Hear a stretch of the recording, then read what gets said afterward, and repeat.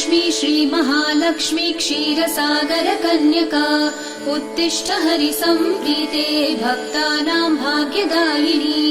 श्रीलक्ष्मी श्रीमहालक्ष्मी क्षीरसागरकन्यका उत्तिष्ठ हरिसम्प्रीते भक्तानां भाग्यदायिनी।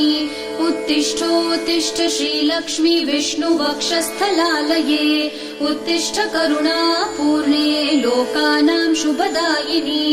उत्तिष्ठोत्तिष्ठ श्रीलक्ष्मी विष्णुवक्षस्थलालये उत्तिष्ठ करुणापूर्णे लोकानां शुभदायिनी।